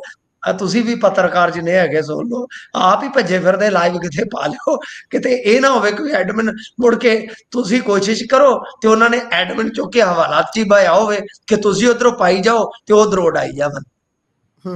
ਜੀ ਜੀ। ਸੋ ਜੇਕਰ ਤੇ ਇਸ ਤੋਂ ਅੱਗੇ ਜੀ ਜੀ ਜਾਂ ਇੱਧਰ ਅਮਰੀਕਾ ਅਫਰੀਕਾ ਦਾ ਰੱਖਿਆ ਹੋਵੇ ਐਡਮਿਨ। ਜੀ ਜੀ, ਜਿੱਥੇ ਤੱਕ ਹੱਥ ਨਾ ਪਹੁੰਚੇ। ਜੀ। ਸੋ ਅੱਗੇ ਜੇਕਰ ਚੱਲੀਏ ਤਾਂ ਉਧਰ ਜਲੰਧਰ ਵਾਲੇ ਜਲੰਧਰ ਸੈਂਟਰਲ ਤੋਂ ਵਿਧਾਇਕ ਰਮਨ ਅਰੋੜਾ ਹੁਣੀ ਕੱਲ ਕਹਿੰਦੇ ਬਾਹਰ ਆਏ ਤੇ ਅੱਜ ਇੱਕ ਹੋਰ ਕੇਸ ਚੜ ਗਿਆ ਤੇ ਆਉਣੀ ਜਾਣੀ ਲੱਗਦਾ ਹੁਣ ਬਣੀ ਰਹਿਣੀ ਹੈ। ਇਹ ਸਾਧੂ ਸਿੰਘ ਧਰਮਸੋਤ ਵਾਲਾ ਕੰਮ ਹੋ ਗਿਆ। ਜੀ ਜੀ ਉਹ ਦਿਨੇ ਦਿਨੇ ਘਰੇ ਹੁੰਦੇ ਸਨ ਤੇ ਰਾਤ ਨੂੰ ਜੇਲ੍ਹ 'ਚ, ਪਤਾ ਲੱਗਦਾ ਕਿ ਅੱਜ ਦੀ ਰਾਤ ਜੇਲ੍ਹ 'ਚ ਚਲੇ ਗਏ ਨੇ। ਦੇਖੋ ਇਹ ਬਾਹਰ ਆ ਗਏ ਸਨ ਗੁਰਪ੍ਰੀਤ ਜੀ ਕਿ ਹਾਲੇ ਜ਼ਮਾਨਤ ਮਨਜ਼ੂਰ ਹੋਈ ਸੀ? ਸਿਰਫ ਜ਼ਮਾਨਤ ਮਨਜ਼ੂਰ ਹੋਈ ਸੀ ਜੀ। ਹਾਂ ਜੀ, ਆਏ ਨਹੀਂ ਨਾ, ਫਿਰ ਇਹਦਾ ਮਤਲਬ ਕਿ ਬੇਲ ਮਨਜ਼ੂਰ ਹੋਈ ਤੇ ਜੀ ਹਾਲੇ ਰਿਹਾਈ ਨਹੀਂ ਸੀ। ਯਾਨੀ ਦੋ ਚੀਜ਼ਾਂ ਜੀ ਅਲੱਗ-ਅਲੱਗ ਹੁੰਦੀਆਂ। ਇਹਦੇ 'ਚ ਕੀ ਹੁੰਦਾ ਕਿ ਬੇਲ ਪ੍ਰਵਾਨ ਕਰ ਲਈ ਜਾਂਦੀ ਕੋਰਟ ਵੱਲੋਂ, ਫਿਰ ਬਾਉਂਡ ਭਰਿਆ ਜਾਂਦਾ ਤੇ ਫਿਰ ਰਿਹਾਈ ਹੁੰਦੀ। ਮੈਂ ਤਾਂ ਕਿਹਾ ਸ਼ਾਇਦ ਰਿਹਾਈ ਹੋ ਗਈ ਆ ਫਿਰ ਚੱਕ ਲਿਆ, ਨਹੀਂ। ਨਹੀਂ ਇਹਦਾ ਮਤਲਬ ਇਹ ਆ ਕਿ ਅਰੋੜਾ ਸਾਹਿਬ ਦੇ ਰਾਹ ਦਾ ਰੋੜਾ ਬਣ ਗਈ ਫਿਰ ਸਰਕਾਰ। ਇਹ ਵੀ ਗਵਰਨੈਂਸ ਮਾਡਲ ਅਸੀਂ ਦੇਖਿਆ ਬਾਈ, ਕਮਾਲ ਹੈ। ਜੀ ਤੁਹਾਨੂੰ ਪਤਾ ਸੁਖਪਾਲ ਖਹਿਰਾ ਦੇ ਮਾਮਲੇ 'ਚ ਵੀ ਇਹਨਾਂ ਨੇ ਇਹੀ ਕੀਤਾ ਸੀ, ਇੱਕ ਤੋਂ ਬਾਅਦ ਜੀ ਦੂਸਰਾ ਕੇਸ। ਹੁਣ ਵੇਖੋ ਰਮਨ ਅਰੋੜਾ ਸੱਚਾ ਹੈ ਝੂਠ ਹੈ ਉਹ ਤੇ ਜਾਣੇ ਖੁਦਾ ਤੇ ਜਾਂ ਜਾਣੇ ਹੁਣ ਜੁਡੀਸ਼ਰੀ। ਜੀ ਪਰ ਗੱਲ ਇਹ ਆ ਕਿ ਤੁਸੀਂ ਇਹ ਵੇਖੋ ਕਿ ਇੱਕ ਬੰਦੇ ਨੂੰ ਜਦੋਂ ਜ਼ਮਾਨਤ ਮਿਲ ਲੱਗਦੀ, ਇਹਨਾਂ ਦਾ ਤੁਹਾਨੂੰ ਨਹੀਂ ਇਹ ਲੱਗਦਾ ਵੀ ਜਿਹੜਾ ਰੰਜ ਹੈ, ਜਿਹੜਾ ਵੈਰ ਆ ਦੂਜੇ ਸਿਆਸਤਦਾਨਾਂ ਤੋਂ ਵੀ ਖਤਰਨਾਕ ਹੈ ਗੁਰਪ੍ਰੀਤ ਜੀ? ਇਹ ਤਾਂ ਖੜਾ ਜੀ ਨਹੀਂ ਜੀ ਛੱਡਦੇ। ਇਹ ਤੇ ਜਿਵੇਂ ਸੱਪ ਤੇ ਨਿਓਲਾ ਝਗੜ ਪੈਂਦੇ ਆ, ਫਿਰ ਤੁਹਾਨੂੰ ਪਤਾ ਦੋਵਾਂ ਚੋਂ ਇੱਕ ਹੈ ਨਹੀਂ ਜੀ ਬਈ, ਕਈ ਵਾਰ ਨਿਓਲਾ ਹੀ ਹਾਵੀ ਹੋ ਤੁਰਦਾ। ਤਾਂ ਇਹ ਤੇ ਇਦਾਂ ਦੀ ਕਹਾਣੀ ਆ। ਅੱਗੇ ਇੱਕ ਦਾ ਕੇਸ ਸੁਖਬੀਰ ਬਾਦਲ ਨੂੰ ਰਿਪਾ ਦਿੰਦੇ ਸਨ, ਅੱਗੇ ਤੋਰ ਦਿੰਦੇ ਸੀ, ਅੱਗੇ ਤੇਰੇ ਭਾਗ ਲੱਛੀਏ, ਉਹ ਅਗਲਾ ਜ਼ਮਾਨਤ ਤੇ ਆ ਗਿਆ, ਜੇ ਬਰੀ ਹੋ ਗਿਆ ਬਸ ਠੀਕ ਠਾਕ ਆ। ਇਹ ਤੇ ਇੱਕ ਜੀ ਕੇਸ ਨਾਲ ਹੋਰ ਤਿਆਰ ਕਰ ਲੈਂਦੇ ਆ ਕਿ ਇੱਕ ਰਾਹੀਂ ਅੰਦਰ ਘੱਲਣਾ ਤੇ ਇੱਕ ਰਾਹੀਂ ਜਦੋਂ ਬਾਹਰ ਆਉਣ ਲੱਗਾ ਉਹਨੂੰ ਰੋਕਣਾ। ਹੱਦ ਹੋ ਗਈ ਆ। ਇਹ ਬੜਾ ਗਵਰਨੈਂਸ ਦਾ ਮਾਡਲ ਖਤਰਨਾਕ ਹੈ ਸਰ। ਇਹ ਜੀ ਪਤਾ ਜੀ ਨਹੀਂ ਕਿੱਥੋਂ ਲਿਆਂਦਾ। ਇਹ ਮੈਨੂੰ ਲੱਗਦਾ ਉਹਦੇ ਤੋਂ ਆਇਆ ਜਿਹੜਾ ਆਪਣਾ ਇੱਕ MOU ਸਾਈਨ ਹੋਇਆ ਸੀਗਾ ਨਾ, ਤੁਹਾਨੂੰ ਦਿੱਲੀ ਯਾਦ ਹੈ, ਵਾਲਿਆਂ ਦਿੱਲੀ ਦੇ ਨਾਲ ਨੌਲੇਜ ਸ਼ੇਅਰਿੰਗ। ਇਹ ਮੈਨੂੰ ਲੱਗਦਾ ਜੀ ਉੱਥੋਂ ਆਇਆ ਫਾਰਮੂਲਾ। ਉਹਨੂੰ ਆਪਾਂ ਕੈਂਸਲ ਨਹੀਂ ਕਰ ਸਕੇ ਨਾ, ਤੁਹਾਨੂੰ ਪਤਾ ਸਰਕਾਰਾਂ ਹੀ ਕੈਂਸਲ ਹੋ ਗਈਆਂ ਦਿੱਲੀ ਵਾਲੀ। ਜੀ ਜੀ ਉਹ ਹਾਲੇ ਵੀ ਐਗਜ਼ਿਸਟ ਕਰਦਾ। ਹੁਣ ਰੇਖਾ ਜੀ ਦੇ ਨਾਲ ਤੇ ਪਤਾ ਨਹੀਂ ਹੈ ਚੱਲਦਾ ਪਿਆ ਕਿ ਨਹੀਂ, ਪਰ ਪਹਿਲਾਂ ਉਹ ਚੱਲਦਾ ਸੀਗਾ। ਇਹ ਨੌਲੇਜ ਸ਼ੇਅਰਿੰਗ ਸਮਝੌਤੇ ਦੇ ਤਹਿਤ ਹੀ ਮੈਨੂੰ ਲੱਗਦਾ ਫਾਰਮੂਲਾ ਹੈ, ਕਿਉਂਕਿ ਇਹ ਸ਼ਿਕਾਇਤ ਬੜੀ ਆਸੂ ਨਹੀਂ ਹੈ। ਇੱਕ ਜੀ ਤੁਹਾਡੇ ਜਲੰਧਰ ਦਾ ਆਮ ਠੇਕੇਦਾਰ ਜਾਂ ਪਾਰਕਿੰਗ ਦੇ ਠੇਕੇਦਾਰ ਸਾਈਕਲ ਮੋਟਰਸਾਈਕਲ ਕਾਰਾਂ ਠੱਲਦੇ ਜਿੱਥੇ, ਉਹ ਜੀ ਕਹਿੰਦਾ ਜੀ ਮੇਰੇ ਤੋਂ ਜੀ 20,000 ਕਿ 30,000 ਲੈਂਦਾ ਹੁੰਦਾ। ਜੀ ਜੀ ਹੁਣ ਕਮਾਲ ਦੀ ਗੱਲ ਹੈ, ਜਦੋਂ ਅਰੋੜਾ ਨੂੰ ਚੁੱਕਿਆ, ਜਦੋਂ ਆਵਾਜ਼ਾਂ ਮਾਰੀਆਂ ਗਈਆਂ ਕਿ ਆ ਜਾਓ ਭਾਈ ਸ਼ਿਕਾਇਤ ਜਿਹਨੇ ਦੇਣੀ ਆ, ਇਹ ਭਾਈ ਸਾਹਿਬ ਉਸ ਵੇਲੇ ਕਿਤੇ ਪਹਾੜਾਂ ਤੇ ਗਏ ਸਨ ਘੁੰਮਣ ਘੁਮਾਉਣ, ਜੀ ਸ਼ਾਇਦ ਫੈਮਿਲੀ ਟ੍ਰਿਪ ਸੀ ਇਹਨਾਂ ਦਾ। ਇੱਕ ਤੇ ਜੀ 3-4 ਮਹੀਨਿਆਂ ਬਾਅਦ ਉੱਥੇ ਫਸੇ ਰਹੇ। ਜੀ ਉਦੋਂ ਬਾਅਦ 3-4 ਮਹੀਨਿਆਂ ਬਾਅਦ ਪਹਾੜਾਂ ਤੋਂ ਲੱਥੇ, ਇੱਥੇ ਆਏ, ਪੁੱਛਿਆ ਕਿ ਅਰੋੜਾ ਸਾਹਿਬ ਕਿੱਥੇ, ਮੈਂ ਤੇ ਪੈਸੇ ਦੇਣ ਜਾਣੇ ਆ। ਉਹ ਕਹਿੰਦੇ ਜੀ ਤੈਨੂੰ ਨਹੀਂ ਪਤਾ, ਉਹ ਤੇ ਜੇਲ੍ਹ ਦੇ ਵਿੱਚ ਬੈਠਾ। ਅੱਛਾ, ਕਹਿੰਦਾ ਜੇਲ੍ਹ 'ਚ ਬੈਠਾ, ਹੁਣ ਆਇਆ ਤੇ ਜਾ ਕੇ ਸ਼ਿਕਾਇਤ ਦਰਜ ਕਰਵਾ ਦਿੱਤੀ। ਹੱਦ ਜੀ ਹੋ ਗਈ ਹੈ ਯਾਰ, ਵੀ ਜੇ ਤੇਰੇ ਤੋਂ ਪੈਸੇ ਲੈਂਦਾ ਸੀ, ਮੈਨੂੰ ਨਹੀਂ ਪਤਾ ਕੌਣ ਲੈ ਰਿਹਾ ਕੌਣ ਦੇ ਰਿਹਾ, ਪਰ ਸਵਾਲ ਹੈ ਨਾ ਕਿ ਠੇਕੇਦਾਰ ਸਾਹਿਬ ਜਦੋਂ ਤੁਸੀਂ ਪੈਸੇ ਦਿੰਦੇ ਸੋ, ਤੁਹਾਨੂੰ ਸ਼ਿਕਾਇਤ ਉਦੋਂ ਕਰਨੀ ਚਾਹੀਦੀ ਸੀ ਜਦੋਂ ਅੱਜ ਜੀ ਬੇਲ ਮਨਜ਼ੂਰ ਹੋ ਗਈ, ਤੁਸੀਂ ਸ਼ਿਕਾਇਤਕਰਤਾ ਬਣ ਗਏ। ਹੁਣ ਇਹ ਘੋਖ ਤੁਹਾਡੇ ਤੇ ਮੈਂ ਛੱਡ ਦਿੰਦਾ, ਇਹਦਾ ਪਤਾ ਕਰੋ। ਜਿਵੇਂ ਇੱਕ KS ਮੱਖਣ ਦਾ ਗਾਣਾ ਸੀ ਨਾ, ਪਤਾ ਕਰੋ ਪਤਾ ਕਰੋ, ਇਹਦਾ ਪਤਾ ਕਰੋ। ਠੇਕੇਦਾਰ ਕਿਤੇ ਅੱਗੇ 1-2 ਸ਼ਿਕਾਇਤਕਰਤਾ ਵਾਂਗੂ ਇਹ ਵੀ ਆਮ ਆਦਮੀ ਪਾਰਟੀ ਦਾ ਕਾਰਿਆਕਰਤਾ ਨਾ ਨਿਕਲ ਆਵੇ, ਕਾਰਕੁਨ ਨਾ ਨਿਕਲ ਆਵੇ। ਜੀ ਜੀ, ਇਹ ਵੀ ਕਾਰਡ ਕੱਢਣ ਦੀ ਲੋੜ, ਪਤਾ ਕਰਨ ਦੀ ਲੋੜ ਹੈ। ਅੱਗੇ ਚੱਲਦੇ ਆ, ਉਧਰ ਕੈਪਟਨ ਤੇ ਮੁੰਡੇ ਨੂੰ ਰਾਹਤ ਨਾ ਮਿਲੀ ਜੀ। ਨਹੀਂ, ਉਹ ਰਾਹਤ ਹੀ ਰਾਹਤ ਆ। ਹੁਣ ਤੇ ਗੱਲ ਇਹ ਆ ਕਿ ਦੇਖੋ ਕੈਪਟਨ ਸਾਹਿਬ ਨੇ ਤੇ ਭਾਈ ਕਾਂਗਰਸ ਛੱਡ ਕੇ ਜੁਆਇਨ ਕਰ ਲਈ ਭਾਰਤੀ ਜਨਤਾ ਪਾਰਟੀ। ਕਮਲ ਉਹਨਾਂ ਦੀ ਹਿੱਕ ਤੇ ਲੱਗ ਗਿਆ ਹੈ। ਵਿੱਚੋਂ ਵਿੱਚ ਤਰਲਾ ਵੀ ਮਾਰਿਆ ਕਿ ਮੈਨੂੰ ਰਾਜਪਾਲ ਹੀ ਕਿਤੇ ਲਾ ਦਿਓ। ਉਹਨਾਂ ਆਖਿਆ ਨਹੀਂ ਕੈਪਟਨ ਸਾਹਿਬ ਇਦਾਂ ਨਹੀਂ। ਪਹਿਲਾਂ ਵਿਚਾਲੇ ਜੇ ਖਿੱਦੋ ਕੁੰਡੀ ਵੀ ਚੱਕੀ ਸੀ ਉਹਨਾਂ ਨੇ। ਆਹੋ ਖਿੱਦੋ ਖੁੰਡੀ ਨਾ, ਖਿੱਦੋ ਬਚੀ ਤੇ ਨਾ ਖੁੰਡੀ ਬਚੀ, ਹੁਣ ਤੇ ਖੁੰਡੀ ਤੁਰਨ ਦੇ ਕੰਮ ਆਉਂਦੀ ਆ, ਉਮਰ ਬਹੁਤ ਹੋ ਗਈ ਆ। ਅੱਛਾ, ਜੀ ਇੱਕ ਵਾਰੀ ਬਾਦਲ ਸਾਹਿਬ ਨੂੰ ਇਹ ਕਹਿੰਦੇ ਜੀ ਕਿ ਬਾਦਲ 92 ਦਾ ਹੋ ਗਿਆ, 91 ਦਾ ਹੋ ਗਿਆ, ਕੁਰਸੀ ਛੱਡ ਦੇਵੇ। ਤੇ ਮੈਂ ਜੀ ਅਗਲੇ ਦਿਨ ਬਾਦਲ ਨੂੰ ਪੁੱਛਿਆ, ਸੰਗਤ ਦਰਸ਼ਨ ਸੀ, ਮੈਂ ਕਿਹਾ ਬਾਦਲ ਸਾਹਿਬ ਤੁਸੀਂ 91 ਦੇ ਜੇ ਕਿ 92 ਦੇ, ਕਿਉਂਕਿ ਉਮਰ ਦਾ ਵੀ ਕੈਪਟਨ ਅਮਰਿੰਦਰ ਸਿੰਘ ਨੇ ਦੋਸ਼ ਲਾਇਆ ਸੀ ਕਿ 1 ਸਾਲ ਘੱਟ ਦੱਸਦਾ ਬਾਦਲ। ਜੀ ਤੇ ਮੈਂ ਕਿਹਾ ਜੀ ਤੁਸੀਂ ਹੁਣ ਵੀ ਰਿਟਾਇਰਮੈਂਟ ਦਾ ਸੋਚੋ, ਕੈਪਟਨ ਸਾਹਿਬ ਤੇ ਸਵਾਲ ਚੁੱਕ ਰਿਹਾ, ਕਹਿੰਦੇ ਕੈਪਟਨ ਨੂੰ ਕਹੋ ਮੇਰੇ ਨਾਲ ਘੁਲ ਕੇ ਦੇਖ ਲਵੇ। ਬਾਦਲ ਸਾਹਿਬ ਬੜੇ ਮਜ਼ਾਕੀਆ ਸੀ, ਜੀ ਉਹ ਜੀ ਗੱਲ ਹੀ ਹੋਰ ਪਾਸੇ ਲੈ ਗਏ। ਅਸੀਂ ਸਾਰੇ ਹੱਸ ਪਏ, ਕਹਿੰਦੇ ਕਿ ਉਮਰ ਦਾ ਕੀ ਹਿਸਾਬ ਕਿਤਾਬ ਹੈ, ਅਸੀਂ ਦੋਵੇਂ ਘੁਲ ਕੇ ਦੇਖ ਲੈਂਦੇ ਹਾਂ। ਤੇ ਚਲੋ ਖੈਰ ਉਹ ਗੱਲ ਚੇਤੇ ਆ ਗਈ, ਹੁਣ ਤੇ ਉਮਰ ਦਰਾਜ਼ ਹੋ ਗਏ ਨੇ। ਅੱਛਾ, ਇਹ ਮਾਮਲਾ ਜਿਹੜਾ ਸੀਗਾ ਉਹ ਇਹਨਾਂ ਦੇ ਤੁਹਾਨੂੰ ਪਤਾ ਹੀ ਆ, ਕੁਛ ਜਿਹੜੇ ਪਹਿਲੇ ਮਾਮਲੇ ਆ ਜਿਵੇਂ ਦਸਤਾਵੇਜ਼ ਤੇ ਨਿਰੀਖਣ ਦਾ ਮਾਮਲਾ, ਬੇਸਿਕਲੀ ਕੀ ਆ ਕਿ ਫਰਾਂਸ 'ਚ ਦੋਵਾਂ ਦੀ ਜਾਇਦਾਦਾਂ ਦੇ ਜਿਹੜੇ ਦਸਤਾਵੇਜ਼ ਆ ਉਹਨਾਂ ਦੀ ਇਹ ਜਾਂਚ ਦਾ ਮਾਮਲਾ ਹੈ। ਤਾਂ ਉਹਦੇ ਵਿੱਚ ਜੀ ਕੀ ਆ ਕਿ ਰਣਿੰਦਰ ਸਿੰਘ ਤੇ ਅਮਰਿੰਦਰ ਸਿੰਘ, ਇਹਨਾਂ ਦੀਆਂ ਜਿਹੜੀਆਂ ਵਪਾਰਕ ਸੰਸਥਾਵਾਂ, ਇਹਨਾਂ ਰਾਹੀਂ ਜਿਹੜੀਆਂ ਜਾਇਦਾਦਾਂ ਚੱਲ ਰਹੀਆਂ ਸਨ, ਉਹਨਾਂ ਦੀ ਜਾਣਕਾਰੀ ਦਾ ਇਹ ਰੌਲਾ ਸੀਗਾ। ਪਟੀਸ਼ਨ ਗਈ ਹਾਈ ਕੋਰਟ ਦੇ ਵਿੱਚ, ਇਹਨਾਂ ਵੱਲੋਂ ਪਟੀਸ਼ਨ ਪਾਈ ਗਈ ਸੀਗੀ ਕਿ ਉੱਥੋਂ ਫਿਰ ਇਹ ਫੈਸਲਾ ਨਿਕਲਦਾ ਹੈ ਕਿ ਈਡੀ ਇਹਨਾਂ ਦਸਤਾਵੇਜ਼ਾਂ ਦਾ ਨਿਰੀਖਣ ਕਰ ਸਕਦੀ ਹੈ। ਠੀਕ ਹੈ ਜੀ, ਜੀ ਕਿਉਂਕਿ agreement for evidence of double taxation, Bharat France ਜਿਹੜੀ ਕਰ ਸੰਧੀ ਦਾ ਹਵਾਲਾ ਦੇ ਕੇ ਉਹਨਾਂ ਨੇ ਕਿਹਾ ਕਿ ਐਤਰਾਜ਼ ਨਹੀਂ ਪ੍ਰਗਟਾ ਸਕਦੇ, ਜੇਕਰ ਕੋਈ ਸਮਝੌਤੇ ਦਾ ਉਲੰਘਣ ਹੁੰਦਾ ਤਾਂ ਇਸ ਦੇ ਵਿਰੋਧ ਆਮਦਨ ਕਰ ਡਿਪਾਰਟਮੈਂਟ ਨੂੰ ਸ਼ਿਕਾਇਤ ਕੀਤੀ ਜਾ ਸਕਦੀ ਹੈ, ਨਾ ਕਿ ਪਟੀਸ਼ਨ ਕਰਤਾ ਵੱਲੋਂ। ਯਾਨੀ ਆਮਦਨ ਕਰ ਤਾਂ ਜਿਹੜਾ ਆਈਟੀ ਆ, ਇਨਕਮ ਟੈਕਸ ਡਿਪਾਰਟਮੈਂਟ, ਉਹਦੀ ਸ਼ਿਕਾਇਤ ਕਰ ਸਕਦਾ ਹੈ ਕਿ ਭਾਈ ਕਿਸੇ ਦਸਤਾਵੇਜ਼ ਦਾ ਉਲੰਘਣ ਹੋਇਆ, ਪਰ ਪਟੀਸ਼ਨ ਕਰਤਾ ਨਹੀਂ। ਅਦਾਲਤ ਨੇ ਕਿਹਾ ਕਿ ਰਾਮ ਜੇਠਮਲਾਨੀ ਮਾਮਲੇ ਦੇ ਵਿੱਚ ਪਹਿਲਾਂ ਹੀ ਇਹ ਸਿਧਾਂਤ ਸਥਾਪਿਤ ਕੀਤਾ ਜਾ ਚੁੱਕਾ ਹੈ ਕਿ ਜੇ ਕਿਸੇ ਨਾਗਰਿਕ ਜਾਂ ਸੰਸਥਾ ਦੇ ਬੈਂਕ ਖਾਤਿਆਂ ਵਿੱਚ ਗੜਬੜੀ ਦੀ ਜਾਣਕਾਰੀ ਹੈ ਤਾਂ ਇਸ ਨੂੰ ਰਾਜ ਨਾਲ ਸਾਂਝਾ ਕਰਨਾ ਜ਼ਰੂਰੀ ਹੈ ਤਾਂ ਜੋ ਜਾਂਚ ਕੀਤੀ ਜਾ ਸਕੇ। ਤਾਂ ਖੈਰ ਇੱਥੇ ਦੀ ਜਿਹੜੀ ਜਾਣਕਾਰੀ ਆ ਹੁਣ ਈਡੀ ਕਾਗਜ਼ ਪੱਤਰ ਤੇ ਦੇਖ ਸਕੇਗੀ, ਪਰ ਜਨਤਕ ਨਹੀਂ ਕਰ ਸਕੇਗੀ। ਲੱਭੋ ਲਵਾਬ ਇਹ ਆ, ਤਾਂ ਇਸੇ ਨੂੰ ਚੈਲੰਜ ਕੀਤਾ ਗਿਆ ਸੀਗਾ। ਤਾਂ ਪਰ ਹੁਣ ਤਾਂ ਗੱਲ ਇਹ ਆ ਕਿ ਜਦੋਂ ਹੁਣ ਇਹਨਾਂ ਦਾ ਇਲੂ ਹੋ ਗਿਆ ਭਾਜਪਾ ਦੇ ਨਾਲ, ਹੁਣ ਕਾਹਦਾ ਖਤਰਾ? ਈਡੀ ਦਾ ਤਾਂ ਖਤਰਾ ਉਦੋਂ ਤੱਕ ਸੀ ਜਦੋਂ ਤੱਕ ਇਹ ਕਾਂਗਰਸੀ ਸੀ। ਹੁਣ ਤੇ ਹਿੱਕ ਤੇ ਰਮਾਲ ਯਾਰ ਦਾ ਰਾਤੀ ਰੱਖੇ ਤੋਂ ਬਿਨਾਂ ਨਹੀਂ ਨੀਂਦ ਆਉਂਦੀ। ਤੇ ਗੱਲ ਇਹ ਆ ਕਿ ਹੁਣ ਤੇ ਕਮਲ ਜਿਹੜਾ ਉਹ ਸਜਿਆ ਪਿਆ ਹਿੱਕ ਤੇ, ਤਾਂ ਹੁਣ ਕੋਈ ਖਤਰਾ ਨਹੀਂ। ਜੀ ਜੇਕਰ ਅੱਗੇ ਚੱਲੀਏ ਤਾਂ ਉਧਰ ਜੀਐਸਟੀ ਸੁਧਾਰ ਲਾਗੂ ਹੋ ਗਏ ਨੇ। ਹਾਂਜੀ, ਦੇਖੋ ਜੀਐਸਟੀ ਸੁਧਾਰ ਲਾਗੂ ਹੋ ਗਏ ਆ ਤੇ ਆਪਾਂ 22 ਸਤੰਬਰ ਤੋਂ ਬਾਅਦ ਇਹਨਾਂ ਦਾ ਅਸਰ ਵੀ ਦੇਖਾਂਗੇ। ਮੋਟੇ ਤੌਰ ਤੇ ਦੇਖੋ ਗੁਰਪ੍ਰੀਤ ਜੀ, ਆਮ ਬੰਦੇ ਵਾਸਤੇ ਰਾਹਤ ਹੈ। ਇਹਨੂੰ ਆਪਾਂ ਇਦਾਂ ਕਰ ਸਕਦੇ ਹਾਂ ਕਿ ਜਿਵੇਂ 18 ਤੋਂ 5 ਦੇ ਵਿੱਚ ਕੁਝ ਚੀਜ਼ਾਂ ਆਈਆਂ, ਜਿਵੇਂ ਆਪਣਾ ਵਾਲਾਂ ਵਾਲਾ ਤੇਲ, ਟੂਥਪੇਸਟ, ਸ਼ੈਂਪੂ ਇਤਿਆਦਿਕ। ਫਿਰ 12 ਤੋਂ 5 ਚ ਜੋ ਬਟਰ, ਘਿਓ ਵਗੈਰਾ, ਯਾਨੀ ਆਪਣਾ ਕੁਛ ਗਰੋਸਰੀ ਦਾ ਸਮਾਨ ਆ ਗਿਆ। 5 ਤੋਂ ਜਿਹਨਾਂ ਨੂੰ 0 ਕਰ ਦਿੱਤਾ, ਉਹਦੇ ਚ ਦੁੱਧ, ਅਲਟਰਾ ਹਾਈ ਟੈਂਪਰੇਚਰ ਵਾਲਾ ਦੁੱਧ, ਫਿਰ ਪਨੀਰ, ਰੋਟੀ, ਤਾਂ ਪਰਾਂਠਾ, ਬ੍ਰੈਡ, ਇਹਨਾਂ ਨੂੰ ਮਤਲਬ ਕਿ 5% ਤੋਂ 0 ਕਰ ਦਿੱਤਾ, ਯਾਨੀ ਆਮ ਬੰਦੇ ਨੂੰ ਰਾਹਤ ਆ। ਖੇਤੀ 'ਚ ਬਹੁਤ ਵੱਡੀ ਰਾਹਤ ਆ। ਟਰੈਕਟਰ ਟਾਇਰ ਤੇ ਪਾਰਟਸ ਜਿਹੜੇ 18 ਤੋਂ ਸੀ ਉਹ 5 ਕਰ ਦਿੱਤੇ, 13% ਦੀ ਰਾਹਤ ਆ।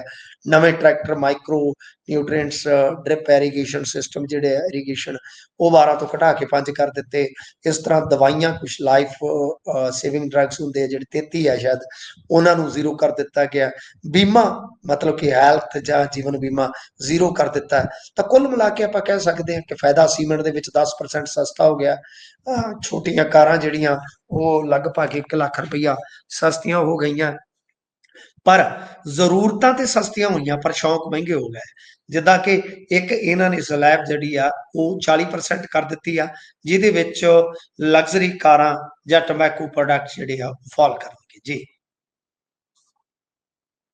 ਜੀ ਸੋ ਇਸੇ ਦੇ ਨਾਲ ਪ੍ਰੋਗਰਾਮ ਦਾ ਸਮਾਂ ਇੱਥੇ ਸਮਾਪਤ ਹੁੰਦਾ ਹੈ। ਤੁਸੀਂ ਜੁੜੇ ਜਾਣਕਾਰੀਆਂ ਸਾਂਝੀਆਂ ਕੀਤੀਆਂ, ਬਹੁਤ ਬਹੁਤ ਧੰਨਵਾਦ ਜੀ। ਧੰਨਵਾਦ ਜੀ।